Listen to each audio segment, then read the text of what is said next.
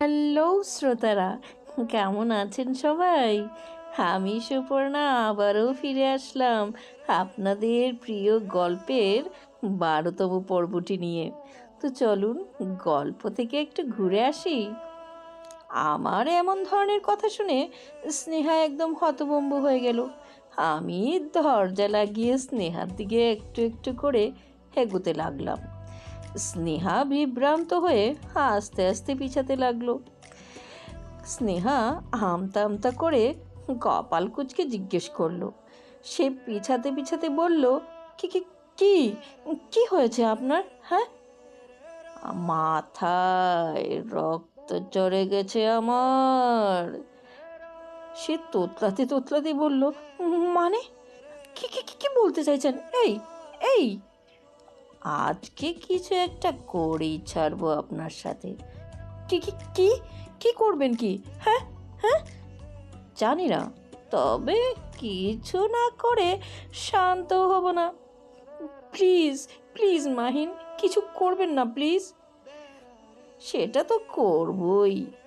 আমি একটু একটু করে তার দিকে এগোতে লাগলাম, আর স্নেহা জোরে শ্বাস নিতে নিতে পিছাতে লাগলো। ওর মুখে বারবার কথা আটকাচ্ছে, ওর চোখে মুখে দুশ্চিন্তার ছাপ। মিস্টার মাহিন, আপনি না খুব ভালো ছেলে। আমি আপনি তো অন্যরকম কিছু করতেই পারেন না আমার সাথে, না? না, আমি খুবই পচা, একেবারে পচা। প্লিজ মাহিন, কিছু করবেন না। আরে আর কে বলেছে আমি কিছু করতে পারি না? অবশ্যই পারি। চাইলে আমি সব করতে পারি, সব। সে পিছাতেছি পিছাতে আমাকে বলল, আপনি এরকম করতে পারেন না মাহিন। পারি, আমি পারি বলে আমি দুষ্টামির নজর পাকিয়ে স্নেহার দিকে আরও এগিয়ে যাচ্ছিলাম। একটু পর স্নেহার পিঠ দেয়ালে ঠেকে যাবে এমন সময় স্নেহার হাতে হ্যাচকা টান দিলাম। স্নেহা হুড়মুড়িয়ে আমার বুকের উপর পড়ল। আমি আলতো করে ওকে বুক থেকে সরিয়ে কোলে তুলে নিলাম। তানিমার চেহারার দিকে সরি স্নেহার চেহারার দিকে তাকিয়ে সরি স্নেহার চেহারার দিকে তাকাতেই মনে হলো ও চিৎকার দিয়ে কেঁদে উঠবে। আমি ওর কানের কাছে মুখ নিলাম আর বললাম, ডোন্ট ক্রাই প্লিজ। স্নেহা আমার দিকে কাঁদো কাঁদো চেহারায় মুখ তুলে তাকালো। দেখুন, কান্না করলে কিন্তু আপনারই লস হবে, বলে দিচ্ছি। সো চুপ থাকুন। স্নেহা দেখলাম রীতিমতো ঘামছে, আর ওর নিঃশ্বাসও ভারী হয়ে যাচ্ছে। আমি আর কিছু না বলে স্নেহাকে কোলে করে বারান্দার দরজা দিয়ে বের হয়ে সিঁড়ি বেয়ে ছাদে উঠতে লাগলাম। রুম থেকে বের হয়ে যাওয়ার স্নেহা হয়তো অবাক হলো। ও খেয়াল করলাম আমার দিকে তাকালো, আমিও স্নেহার দিকে তাকালাম, কিন্তু কেউই কোনো কথা বললাম না। আমি নির্বাকভাবে ওর দিকে তাকিয়ে সিঁড়ির দিকে উঠতে লাগলাম। ছাদে গিয়ে স্নেহাকে কোল থেকে দোলনার ওপর বসালাম। স্নেহা অবাক চোখে আমার দিকে তাকিয়ে আছে। দোলনায় বসানোর পর স্নেহা আস্তে আস্তে আমার কাঁধ থেকে ওর হাত ছড়ালো। ওর চেহারায় এখন আর কাঁদো কাঁদো ভাবটা নেই, আগের থেকে বেশ স্বাভাবিক হয়েছে। আমিও স্বাভাবিকভাবে স্নেহার পায়ের কাছে হাঁটু গেড়ে বসলাম। এক হাত দিয়ে স্নেহার হাতে ধরে অন্য হাত দিয়ে আকাশের চাঁদের দিকে ইঙ্গিত করলাম। স্নেহা আমার ইশারায় উপরে আকাশের দিকে মুখ তুলে তাকালো। দেখুন, উপরে আকাশে দেখুন তো, ওই চাঁদটাকে বেশি মায়াবী লাগছে নাকি আপনাকে? স্নেহা বলে উঠল, অবশ্যই চাঁদটাকে। হুম, আমি মাথা নেড়ে না সূচক জবাব দিলাম। আমি ঠোঁটের কোণে এক টুকরো হাসি আনলাম। মায়েরা যেমন নিজের মিষ্টি খায় না, আপনিও ঠিক তেমনটাই উত্তর দিলেন। মানে? মানে হচ্ছে আমার পাশে বসা এই চাঁদ কন্যাটাকে বেশি মায়াবী আর কিউট লাগছে। স্নেহার হাত মুঠো করে বলতে লাগলাম আমি। স্নেহা কোনো উত্তর দিচ্ছে না। ও শুধু নির্বাক চাহনিতে আমার দিকে তাকিয়ে আছে। স্নেহা ওর হাতটা ছাড়ানোর প্রচেষ্টা করছে না। ওর চোখে অবাক বিস্ময় হওয়ার কথা, এমন কারণ আমার একটু আগেই ব্যবহার আর এখনকার ব্যবহারের মধ্যে আকাশ পাতাল তফাৎ। আমি ওর হাতটা এবার আর একটু ভালো করে দুহাত দিয়ে মুঠো করলে ধরলাম। ভয় পেয়ে গেছিল তাই না? তুমি কি ভয় পেয়েছো আমাকে? স্নেহার মুখে কোনো উত্তর দিল না। কিছুক্ষণ নীরবে তাকিয়ে থাকার পর আমার ইশারায় হাসতে হাসতে হাস্যচোখ মাথা নাড়ল। এবার আমিও একটা হাসি দিলাম। সরি ফর দ্য দুষ্টামি। আসলে কদিন থেকে ভাবছিলাম এরকম একটা শয়তানি করব, আর আজকে সেটার ফাইনালি বাস্তবায়ন করে ফেললাম। স্নেহা আমার কথাটা শুনে ওর হাত ছাড়িয়ে এলো পাথারিয়ে আমাকে মারতে লাগলো। স্নেহা বলে উঠল, শয়তান পাজি একটা। আমি হাসতে হাসতে ওকে আটকানোর চেষ্টা করছিলাম। আপনার তৎক্ষণাৎ রিয়াকশন ওইগুলো দেখার মতো ছিল।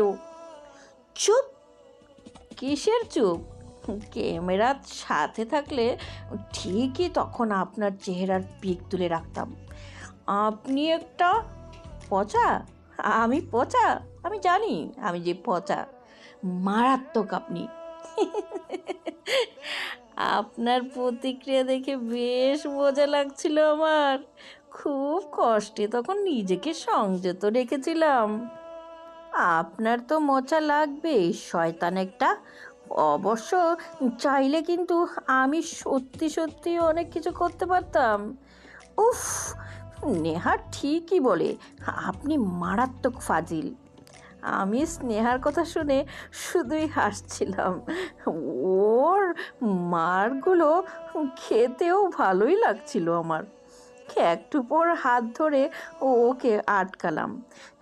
মুখে একটা হাসি এনে ওকে জিজ্ঞেস করলাম, আচ্ছা, আপনি কি সত্যিই ভেবেছিলেন আমি আপনাকে কিছু করব? কিছুটা তবে বিশ্বাস ছিল যে কিছু করবেন না আপনি। থ্যাংক ইউ বিশ্বাসটা রাখার জন্য। স্নেহা আকাশের চাঁদ তারার থেকে তাকিয়ে আছে, আর আমি অপলকভাবে স্নেহার দিকে তাকিয়ে আছি। কিছুক্ষণ নীরব দৃষ্টিতে আকাশে তাকিয়ে থাকার পর স্নেহা আমার দিকে তাকালো। আচ্ছা, আপনি কি এইভাবে এখানে হাঁটু করে বসে থাকবেন নাকি? আপনি চাইলে এইভাবে আপনার পাশে বসে থাকবো, আর বেশ ভালোই তো লাগছে। হুর, উঠুন তো, দোলনায় বসুন এসে। আমি একটা হাসি দিয়ে দোলনায় উঠে বসলাম স্নেহার পাশে। কিছুক্ষণ দুজনেই চুপ থাকলাম। একটু পর আমি স্নেহাকে ডাক দিলাম। স্নেহা। জি বলুন। আজকের রাতটা কাটাবেন আমার সাথে? কি কি বলতে চাইছেন? আমি চাচ্ছি আজকে ছাদে আপনার সাথে চন্দ্রবিলাস করতে করতে রাতটা কাটাতে চাই। স্নেহা কোনো কথা বলল না। আমি উত্তরের আশায় ওর দিকে তাকিয়ে থাকলাম। স্নেহার দিকে কোনো খেয়াল নেই। সে আনমনে আকাশের দিকে তাকিয়ে আছে। একটু পর দেখলাম ও মাথা নাড়িয়ে আমার কথায় সম্মতি জানালো। একটু পর আমতা আমতা করে স্নেহাকে ডাক দিলাম। স্নেহা, আচ্ছা শুনুন না। জি শুনছি, বলুন। আপনি চাইলে আমার কাঁধে আপনার মাথাটা রাখতে পারেন। কথাটা এমন কেমনভাবে জানি নেবে জানি না, তবুও বলে ফেললাম। স্নেহা দেখলাম কোনো উত্তর দিল না। আমার থেকে মুখ ফিরিয়েও আবার চাঁদের দিকে তাকালো। ভুল কথা বলে ফেললাম নাকি ওকে? কিছুটা মনও খারাপ হয়ে থাকলো আমার। একটু পর এমনি এমনি টের পেলাম স্নেহা আমার কাঁধে মাথা রেখে আছে। নিজেকে তখন খুবই হ্যাপি হ্যাপি লাগছিল। এক অন্যরকম অনুভূতি হচ্ছিল। আমি খুশি হয়ে মাথা নিচু করে আবার হাসি মুখে আকাশের চাঁদের দিকে তাকালাম। আহা, কত সুন্দর লাগছে চাঁদটাকে।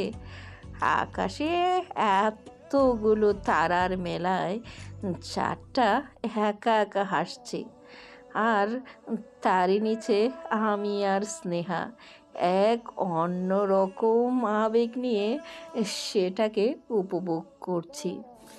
নীরব পরিবেশ, ঘুমন্ত শহর, শান্ত বাতাস, এক অনন্য প্রহর। এভাবেই এ রাতটা কেটে গেল।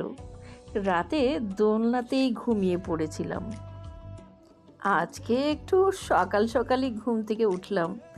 উঠে দেখি স্নেহা আমার কাঁধে মাথা রেখে শুয়ে আছে। আমিও এক পাশ থেকে ওকে জড়িয়ে ধরিয়ে ঘুমিয়ে পড়ছিলাম। সকালের কিরণটা ওর চোখে মুখে পড়ছে। স্নেহার চেহারাটা ঝলমল করছে। বেশ মায়াবী লাগছে ওকে, যে কেউ ওর মায়ায় পড়ে যেতে পারে। আমি মুগ্ধ হয়ে ওকে দেখছিলাম। গত রাতের কথা মনে পড়ে গেল। খুব সুন্দর একটা সময় কাটিয়েছি আমরা রাতে। স্নেহার সাথে কাটানো প্রত্যেকটা মুহূর্ত যত্ন করে রাখবো হৃদয়ের অন্তঃস্থলে। একটু পর স্নেহাও একটু নড়ে চড়ে উঠল। আমি কিছুটা স্বাভাবিক হয়ে বসলাম। ওর চোখের পাতা কাঁপছে। ও চোখ মেলে তাকিয়ে নিজেকে ওইভাবে আমার সাথে আবিষ্কার করে বেশ লজ্জা পেল। ও দ্রুতই উঠে পড়ল দোলনা থেকে। তারপর সরি বলে ছাদ থেকে নেমে গেল। কী রে বাবা, আজব মেয়ে তো, সরি বলার কি হলো এখানে? স্নেহা নিচে চলে যাওয়ার পর আমি কিছুক্ষণ ছাদে একা একা এদিক সেদিক পায়চারি করে সকালের প্রকৃতিটা উপভোগ করলাম। ইস, এখনও যদি স্নেহাটা সাথে থাকতো বেশ ভালোই লাগতো। খানিক বাদে পায়চারি সেরে নিচে নেমে গেলাম। ব্রাশ করতে করতে বাসায় একটু হাঁটাহাঁটি করছিলাম। দেখলাম স্নেহা ফ্রেশ হয়ে রান্নাঘরে ব্রেকফাস্ট রেডি করছে। আমি মা আর নেহার রুমে গিয়ে ওদের দেখে আসলাম। একটু পর ফ্রেশ হয়ে এসে অফিসে যাওয়ার জন্য রেডি হচ্ছিলাম। শার্ট পরে হঠাৎ অসতর্কতাভাবে ওটার একটা বোতাম খুলে গেল। আমি বোতামটা ফ্লোর থেকে তুলে স্নেহাকে ডাক দিলাম। সে চেঁচিয়ে বলল। আমি ওকে ডাকার পর সে বলল, জি আসছি। একটু এইদিকে আসুন তো, আসছি আমি, একটু দাঁড়ান তো। একটু পর স্নেহা এসে হাজির হলো। ডাকছিলেন আপনি? হুম, দেখুন তো কীভাবে জানি শার্টটার এই বোতাম খুলে গেছে। এখন খুলেছে? হ্যাঁ। বুঝি না, আপনার শার্টগুলো সব কিছুই এত ছিঁড়ে যায় কেন? কি ছিঁড়ল? কি ছিঁড়ল মানে? ও অফিসের প্রথম দিকে শার্টের হাতটা ছিঁড়ে গিয়েছিল, মনে নাই? আর এখন বোতাম। আমি কথাটা শুনে একটা হাসি দিলাম। হ্যাঁ মা, মনে আছে তো, ভালোই।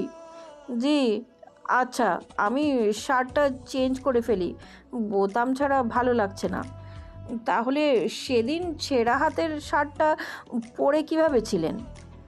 আরে যাই হোক, সেদিন তো আপনি শার্টের হাতটা ঠিক করে জোড়া লাগিয়ে দিয়েছিলেন। তো কি হয়েছে? না, কিছু না বলে আমি শার্টটা খুলতে চাইলাম। স্নেহা বলে উঠল, এই কি করছেন আপনি? চেঞ্জ করবো শার্টটা, বোতাম ছাড়া ভালো লাগে না তো। না, খুলতে হবে না। দাঁড়ান। কেন? আমি এটাও ঠিক করে দিচ্ছি, দাঁড়ান একটু। কি? ওয়েট। একটু পর স্নেহা হাতে সুই সুতা নিয়ে হাজির হলো। আমি রুমে কয়েকটা ফাইল ঘাটাঘাটি করছিলাম। ও এসে আমাকে পেছন থেকে ডাক দিল, এই যে মিস্টার, বোতামটা কই দিন। ওর ডাক শুনে আমি পেছন ফিরে তাকালাম। তো বন্ধুরা, এই পার্টটি এখানেই শেষ হলো। তো যেতে যেতে কিন্তু একটু লাইক, কমেন্ট, একদম শেয়ারও করতে ভুলবেন না। আপনাদের ভালোবাসা আমাদের উৎসাহ জাগায়, বুঝলেন তো? কাজ করার আরও অনুপ্রাণিত হই আমরা। একটু পাশে সাবস্ক্রাইবও করে দেবেন নতুন বন্ধুরা, প্লিজ। হ্যালো শ্রোতারা, আমি সুপর্ণা আবারও ফিরে আসলাম গল্পের 13তম পর্বটি নিয়ে। আর চলুন স্নেহা এবং মাহিনের জীবনে কি কি হচ্ছে একটু উকিঝুঁকি করে আসি। স্নেহার ডাক শুনে আমি পিছন ফিরে তাকালাম। তাকিয়ে দেখলাম ও সুই সুতা নিয়ে দাঁড়িয়ে আছে। স্নেহা ইশারায় আমাকে বোতামটা দিতে বলল। আমি টেবিল থেকে ওর হাতে বোতামটা দিলাম। স্নেহা বলল, ফাইলটা রাখুন। আমি হাত থেকে ফাইলটা রাখলাম। স্নেহা বলল, আচ্ছা এদিকে আসুন তো। এদিকে কোথায়? আমার মাথায় আসবেন। আমি কথাটা শুনে হেসে দিলাম। আচ্ছা, আমি আসছি বলে স্নেহা নিজেই আমার একদম কাছে চলে আসলো। এসে আমার বুকের কাছে দাঁড়ালো। শার্টের কলারে ধরে ও জোরে একটা ঝাঁকুনি দিল। স্নেহা বলল, ঠিক হয়ে দাঁড়ান এভাবে। আজব, ঠিক হয়েই তো দাঁড়িয়ে আছি। স্নেহা আমার দিকে আর চোখে তাকালো। কেন? কেন কথা বললো না? আমি প্যান্টের 2 পকেটে হাত দিয়ে দাঁড়িয়ে আছি। ও আমার কাছে এসে শার্টের বোতাম ধরে সুচ দিয়ে বোতামটা লাগাচ্ছিল। আমি দেওয়ানা হয়ে ওকে দেখছিলাম। উপর থেকে ওর চুলের সুবাস নিচ্ছিলাম। ইস, মনে হয় এমনি হারিয়ে যাই রে। ও আমার বুকের কাছে শার্টটা ধরে বোতামটা লাগাচ্ছিল। ইচ্ছে হচ্ছিল ওকে একেবারের জন্য বুকে টেনে নেই। একটু পর হঠাৎ স্নেহা ওর আঙুল ধরে আউচ করে উঠল। ঘোর কাটিয়ে দেখলাম ওর হাতে ফিনকি দিয়ে খানিকটা রক্ত পড়ছে। আমি বললাম, এত কেয়ারলেস হয়ে কাজ করেন কেন? হ্যাঁ? কথাটা বলেই আমি নিমিষের মধ্যেই স্নেহার আঙ্গুলটা আমার মুখে ঢুকিয়ে দিলাম। স্নেহা আমার এই কাণ্ডে একদম অবাক হয়ে গেল। অদ্ভুত, এটা কি করলেন? আমি মুখে আঙ্গুল রাখা অবস্থাতেই ভ্রু দিয়ে ইশারা করে কি জিজ্ঞেস করলাম। আঙুল এভাবে মুখে ঢুকালেন কেন? হ্যাঁ, রক্ত বেরোচ্ছে তো। আমি আঙ্গুল চুষে রক্ত খেয়ে নিলাম। স্নেহা বলল, আরে আরে। আমি কিছুক্ষণ পর মুখ থেকে আঙ্গুলটা বের করলাম। আপনি কি পিচ্ছি নাকি? ইয়ে, আমরা পিচ্ছি বেলা তো এমনটাই করতাম। কি করতেন? আঙুল দিয়ে রক্ত পড়লে মুখে ঢুকিয়ে চুষে নিতাম।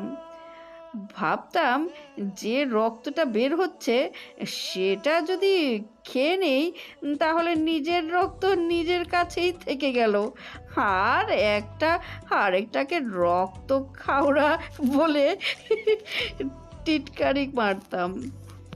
ধুর পাগল! স্নেহা মিষ্টি হাসিটা দেখে আমি একটা হাসি দিলাম। ওর এই হাসিটাতেই আমি সব থেকে বেশি পাগল হই তো। এখন কি আর পিচ্চি আছেন নাকি? স্নেহা বলে উঠল। না তো, এখন তো পিচ্চির বাবা হব, মাথা হবেন আপনি। একটু পর স্নেহার হাতের রক্ত পড়া বন্ধ হওয়ার পরও আমার শার্টের বোতামটা লাগিয়ে দেওয়ার পর সুতাটা ছেঁড়ার জন্য ওর মুখটা আমার বুকের কাছে নিল।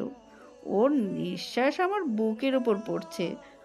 ওর আবেশে আমি কিছুক্ষণের জন্য উপরে তাকিয়ে চোখটা বন্ধ করে ফেললাম। স্নেহা দাঁত দিয়ে সুতাটা ছিঁড়ে আমার দিকে তাকালো, বলল, কি হলো? না না, কিছু না তো।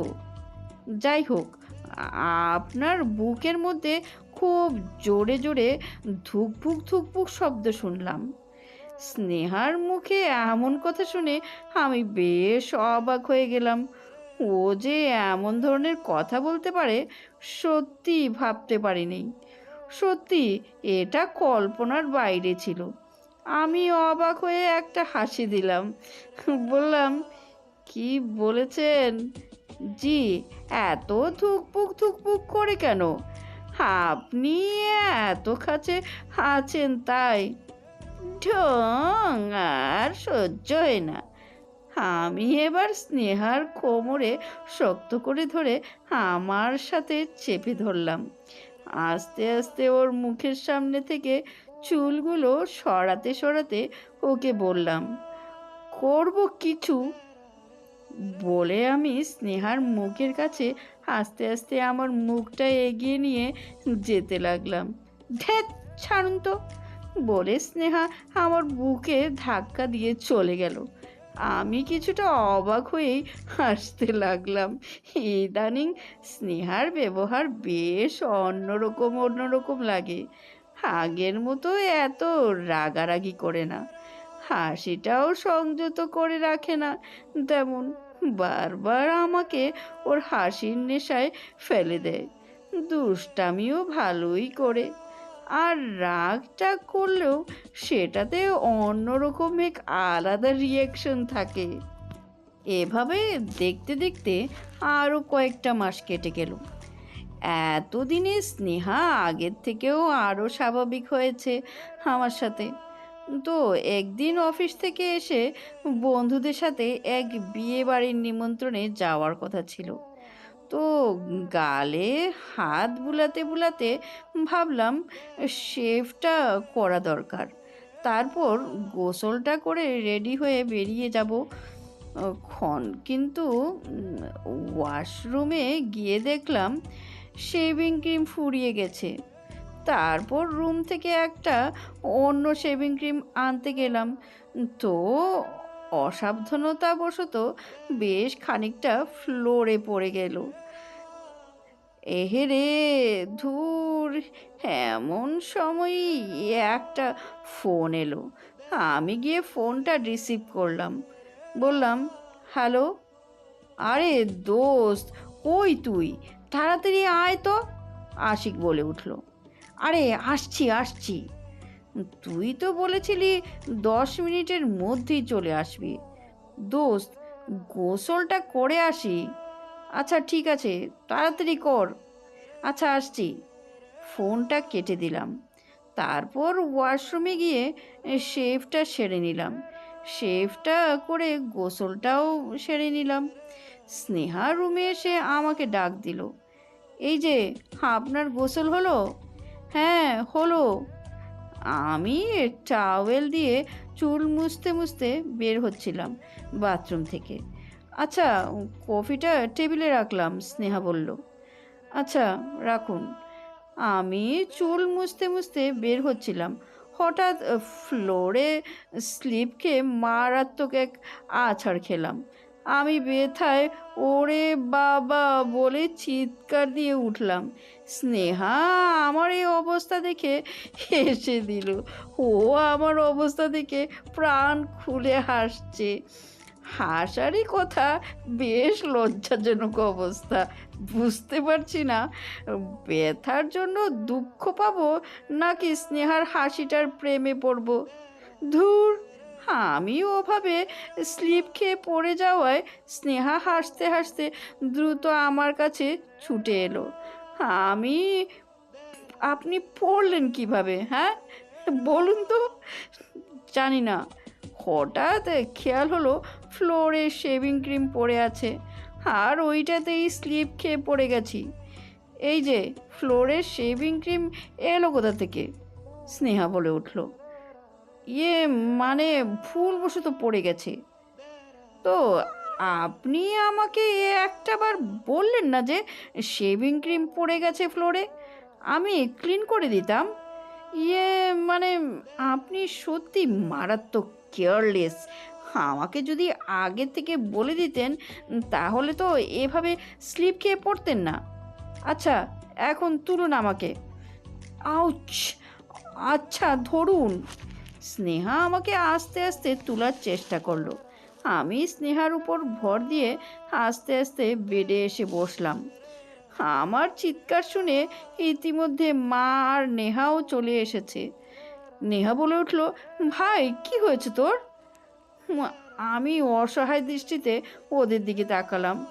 বললাম, মা কি হয়েছে তোর? এভাবে চিৎকার করলি কেন?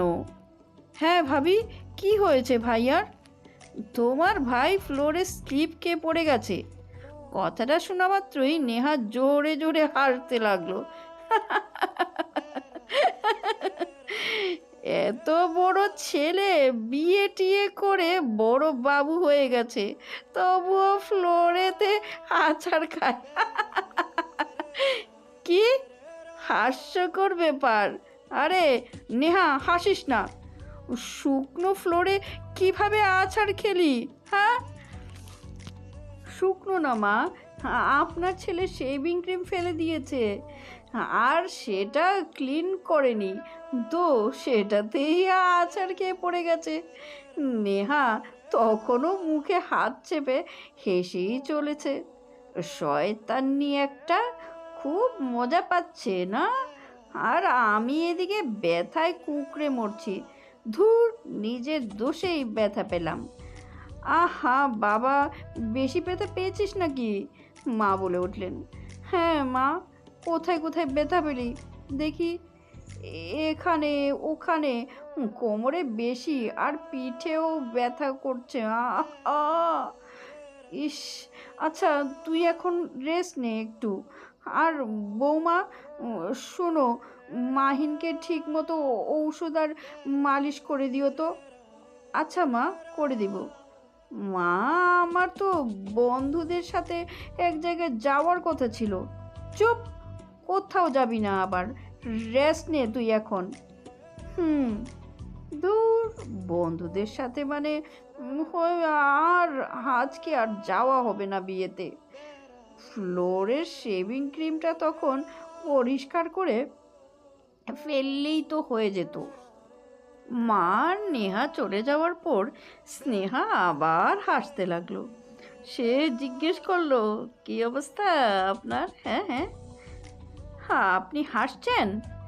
বিশ্বাস করুন, সত্যি খারাপ লাগছে।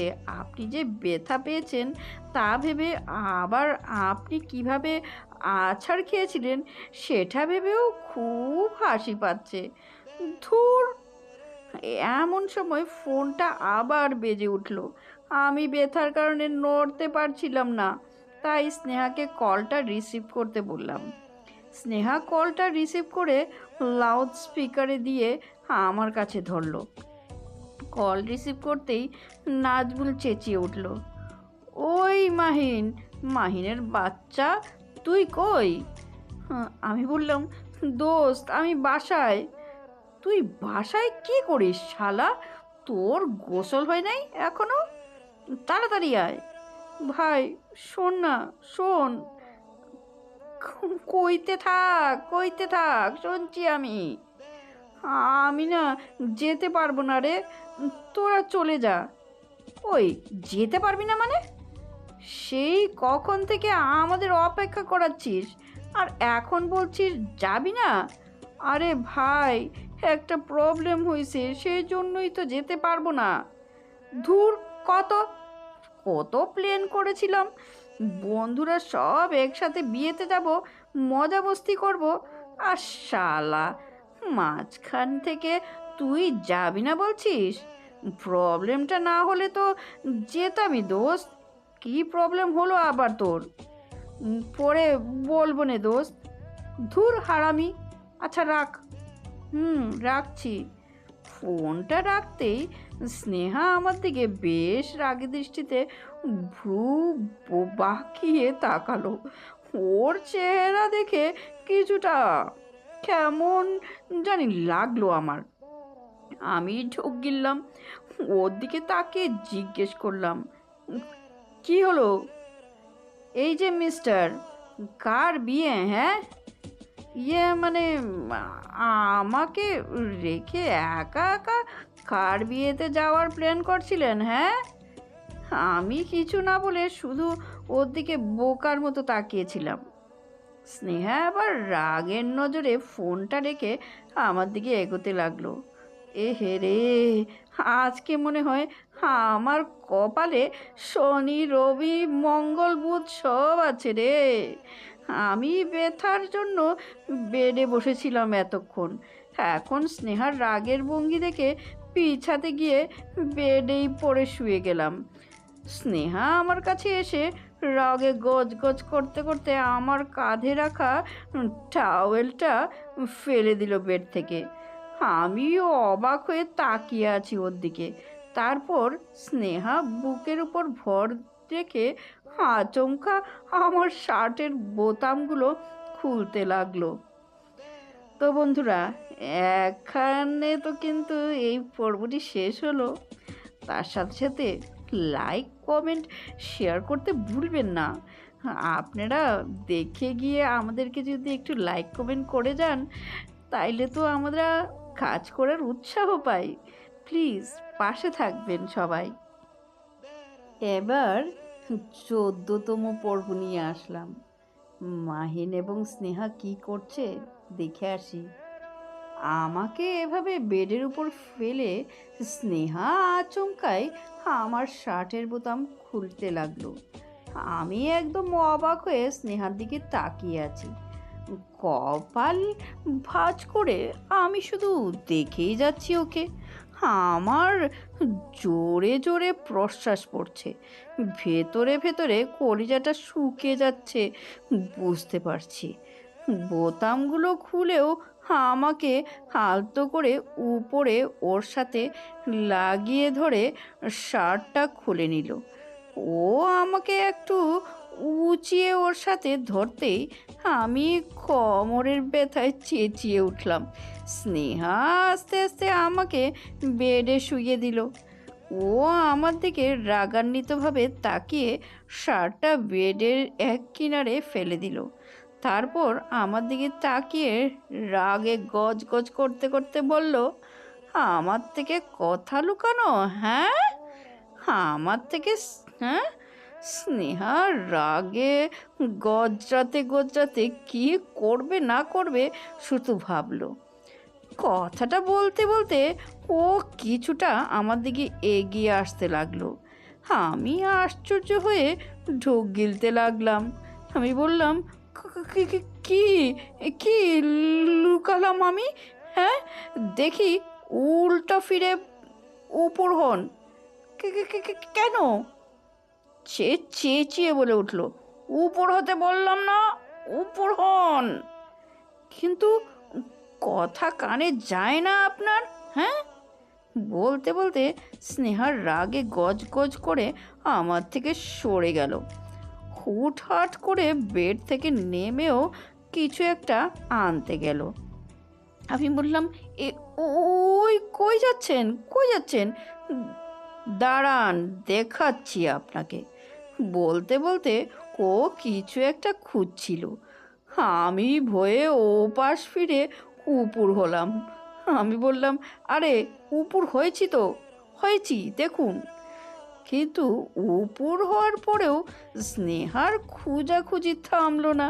স্নেহা আমার দিকে তাকিয়ে আরও খুঁজতে লাগলো, কিন্তু কি যে খুঁজছে কিছুই বুঝতে পারছি না।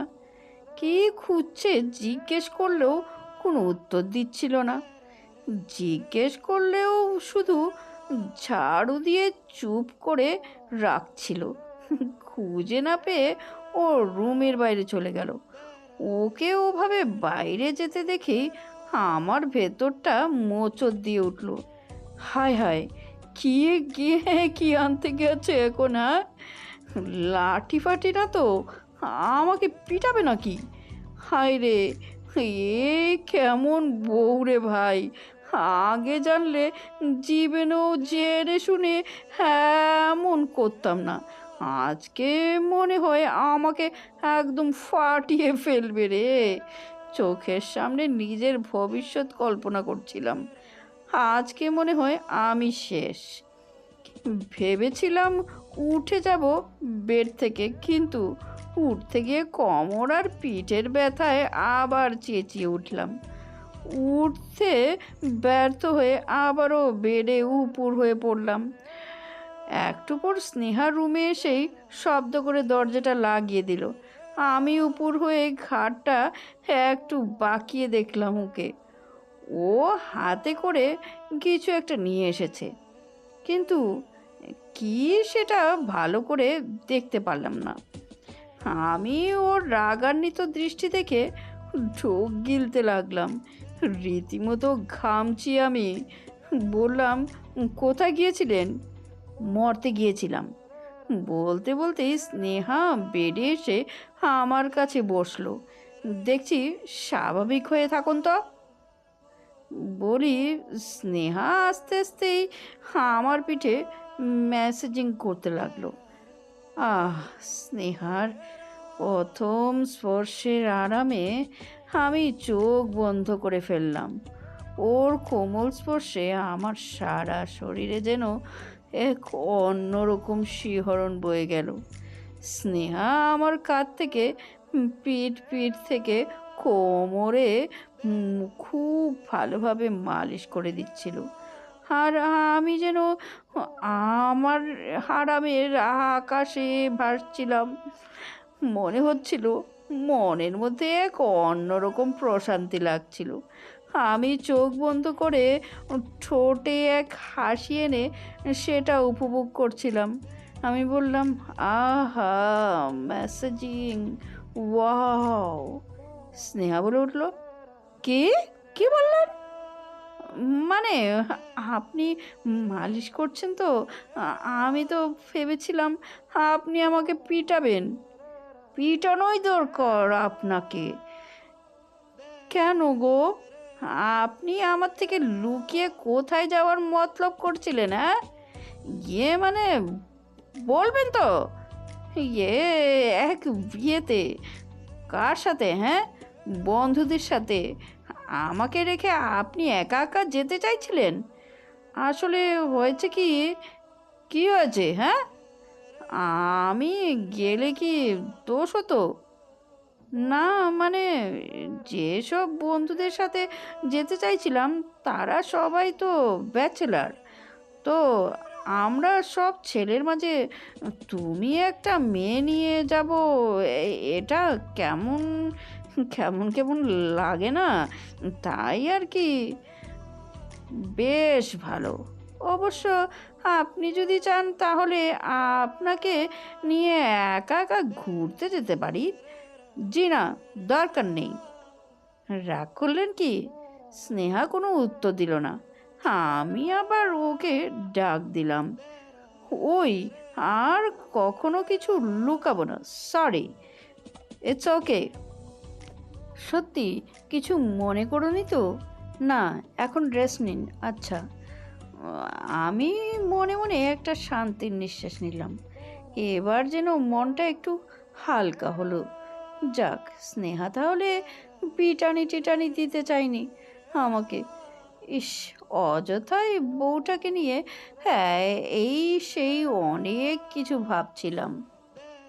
নিজেই নিজের কাছে এক বড়সড় টাইপের বোকা হলাম।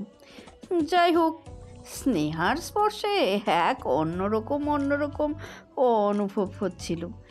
স্নেহা আমার পাশে বসে পিঠে মালিশ করে দিচ্ছিল।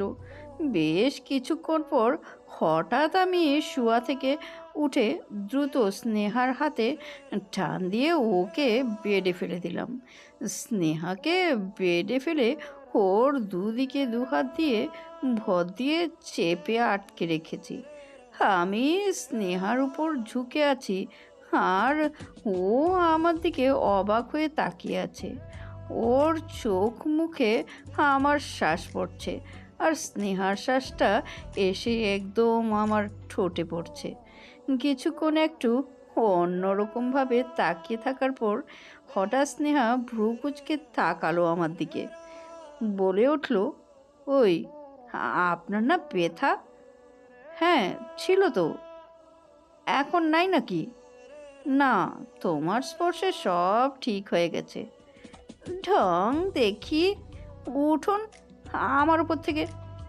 স্নেহা আমাকে সরিয়ে উঠে যেতে চাইলো, কিন্তু আমি ওর হাতে চেপে ধরে বাধা দিলাম। ও বেডে মাথাটা রেখে আমার দিকে তাকিয়ে থাকলো। আমি ঠোঁটের কোণে এক অন্যরকম একটা হাসি আনলাম। স্নেহার সামনের চুলগুলো আস্তে আস্তে সব সরিয়ে নিয়ে কানের পিছনে গুজে দিলাম। মুগ্ধকর এক নজর ওর দিকে তাকিয়ে থাকলাম। তারপর আস্তে আস্তে আঙ্গুল দিয়ে ওর নাক থেকে ঠোঁটে আলতোভাবে স্পর্শ করলাম। স্নেহার শ্বাস ভারী ভারী মনে হচ্ছিল। ও ইতিমধ্যেই চোখে বন্ধ করে ফেলছিল। স্নেহা বলল, ও ওই কি? ইস, কি হয়েছে আপনার বলুন তো? হ্যাঁ, ফিলিংস উঠছিল। কি ফিলিংস? হ্যাঁ, আপনার মাথার ফিলিংস। পাগল হয়তো।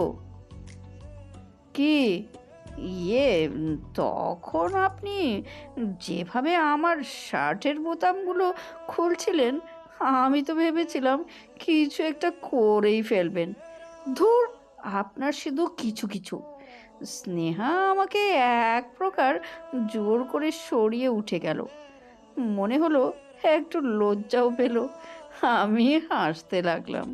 হঠাৎই অবাক পিঠ আর কোমরের ব্যথায় চেঁচিয়ে উঠলাম। এবার স্নেহা আমার অবস্থা দেখে হাসতে লাগলো। ব্যথা লুকিয়ে আদর দেখাতে আসলে? হ্যাঁ, তো কি হয়েছে এখন? আদর করা কি দোষ নাকি? হ্যাঁ, জানি না, হতেও পারে দোষ। স্নেহা হাসতে হাসতে মালিশের ওষুধটা রাখতে লাগলো। এভাবে বেশ কয়েকদিন পর শরীরের এই ব্যথা থেকে মুক্তি পেলাম। স্নেহার সেবায় পুরোপুরি সুস্থও হয়ে উঠলাম। ইদানিং স্নেহার মধ্যে বেশ পরিবর্তন দেখতে পাই। আগে তো ও আমাকে অতটা এই সেই তেমন কিছু জিজ্ঞেসও করতো না, কিন্তু এখন আগের থেকে একটু বেশি কেয়ার করে। বেশ ভালোই লাগে। এই তো কয়েকদিন আগের কথা, ও অফিসে মিটিংয়ের পর ও হেসে হেসে কথা বলল। মনে হচ্ছিল কিছু বলতে চায়, কিন্তু বলতে চেয়েও বলতে পারছে না। বারবার জিজ্ঞেস করছিলাম কি হয়েছে, কিন্তু স্নেহা বারবারই আমতা আমতা করে এই সেই উত্তর দিয়ে ব্যাপারটা এড়িয়ে যেতে চাইছিল। আমিও পরে আর বেশি কিছু জিজ্ঞেস করিনি। দুপুরে লাঞ্চ টাইমের সময় আমি আমার মতো লাঞ্চ সেরে ফেলার কথা ভাবছিলাম। এমন সময় স্নেহা আমাকে ডেকে পাঠালো। আমি স্নেহার কেবিনে গেলাম। আসবো কি? হ্যাঁ আসুন। ডেকেছেন ম্যাম? হুম, এখন তো লাঞ্চ টাইম, তাই না? জি। তো লাঞ্চ করবেন না? হ্যাঁ, সেটাই তো করতে যাচ্ছিলাম। একা একাই? মানে? আপনার মাথা। চলুন একসাথে লাঞ্চ করব। একটু আগেই তো ম্যাম আপনাকে বলে গেলাম। তাহলে এখন? কথাটা সম্পূর্ণ করতে পারলাম না। যাই হোক, আসুন একসাথে লাঞ্চ করব। স্নেহার কথাটা শুনে বেশ অবাক হলাম। এই প্রথম ও এভাবে খেতে বলল। একসাথে? হ্যাঁ, একসাথে খাবো। অবশ্যই কিছুটা খটকা লাগলো, তাই ও অবাক হয়ে আবার ওর দিকে তাকালাম। যাহ বাবা, হঠাৎ কি হলো আপনার? কি হলো মানে? না, কিছু না। উফ, আপনার এই বিড়বিড় করার স্বভাবটা না বাদ দিন তো। আমি কথাটা শুনে মাথায় হাত দিয়ে একটা হাসি দিলাম। আবার হাসে। আচ্ছা, চলুন তাড়াতাড়ি, খুব ক্ষুধা লেগেছে। আচ্ছা, আসছি। দুপুরে স্নেহা আর আমি একসাথে লাঞ্চ করলাম। খুব ভালো লাগছিল তখন। এখন প্রতিদিনই অফিসে আমি আর স্নেহা একসাথে লাঞ্চ করি।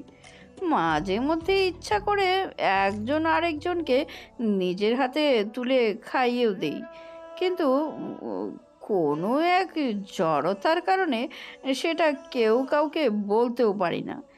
যাই হোক, খাওয়া দাওয়া আর আড্ডাতেই আমাদের লাঞ্চ টাইমটা পার হয়ে যায়। এভাবেই চলছিল সব। আজ প্রায় 9 মাস হয়ে গেল আমাদের বিয়ের। আগের থেকে অনেক কিছুই বেশ স্বাভাবিক হয়েছে, কিন্তু এখনও একজন আরেকজনকে তেমনভাবে কিছু বলতে পারিনি। কিছু বলতে গেলে মনে হয় মুখ কথাটা আটকে আটকে আসছে। আর একটা বিয়ে যেটা এখনও ঠিক আগের মতোই ধ্রুব হয়ে আছে, সেটা হলো আমাদের একজন আরেকজনকে আপনি বলে সম্বোধন করা। আজ এত মাস পরেও আমরা এখনো আপনি থেকে তুমিতে আসতে পারিনি। অবশ্য কথাটা ভাবলে মাঝে মধ্যে বেশ হাসিও পায়। আজকে আমার এক বন্ধু অভির সাথে মার্কেটে গিয়েছিলাম। তো এক দোকানে গিয়ে একটা শাড়ি খুব পছন্দ হলো। শাড়িটা দেখেই স্নেহার কথা মনে পড়ছিল। শাড়িটা পরলে স্নেহাকে বেশ ভালো মানাবে। আর আমি সাথে যদি চুলটা খোলা রাখে, তাহলে তো আসার সময় ওই শাড়িটা কিনেই ফেললাম স্নেহার জন্য। অভির কেনাকাটা শেষ হলে দুজনেই এক রেস্টুরেন্টে গিয়ে একটু পেট ভোজন সেরে ফেললাম। তারপর দুজনেই বাসার উদ্দেশ্যে গাড়িতে উঠলাম। অভিকে ওর গন্তব্যে নামিয়ে বিদায় দিয়ে আমিও গাড়ি ড্রাইভ করতে করতে বাসায় ফিরছিলাম। একটু বেশি বেগেই গাড়ি ড্রাইভ করছিলাম। আসলে মনটা একটু বেশি খুশি তো। এই প্রথম স্নেহার জন্য নিজের পছন্দের একটা কিছু কিনলাম। ওর পছন্দ হবে কিনা সেটা কে জানে, কিন্তু হওয়ার তো কথা। যাই হোক, বেশ এক্সাইটমেন্ট এক্সাইটমেন্ট লাগছে আমার। একটু পর একটু পরই কিছু একটা ভেবে শাড়িটার দিকে তাকাচ্ছি আর ড্রাইভ করছি। বেশ অন্যরকম একটা মুড নিয়ে ড্রাইভিং করছিলাম। হঠাৎ সামনে একটা মিনি ট্রাক চলে আসলো। কিছুটা অপ্রস্তুত আর কেয়ারলেস হয়ে গেলাম। আচমকা এভাবে ট্রাকটা চলে আসায় দ্রুত ওভারটেক করতে গিয়ে চাইলাম, আর সেটা করতে গিয়েই তো অ্যাক্সিডেন্টলি কন্ট্রোল হারিয়ে আর রাস্তার সাইডের এক বড় গাছের সাথে গাড়ির সংঘর্ষ হয়ে গেল। তারপরেই না, আর কিছুই মনে নেই আমার। যখন জ্ঞান ফিরল, তখন নিজেকে হসপিটালের এক ক্যাবিনে আবিষ্কার করলাম। তো বন্ধুরা, 14 নম্বর পর্বটি এখানেই শেষ করলাম। কিন্তু প্রত্যেক দিনের মতো আপনারা লাইক কমেন্ট করতে ভুলে যান কিন্তু। আমার উৎসাহ বাড়ানোর জন্য একটু লাইক কমেন্ট একদম শেয়ার করে দিবেন। আর পারলে যারা নতুন নতুন শুনছেন তারা একটু সাবস্ক্রাইব করে দিন প্লিজ।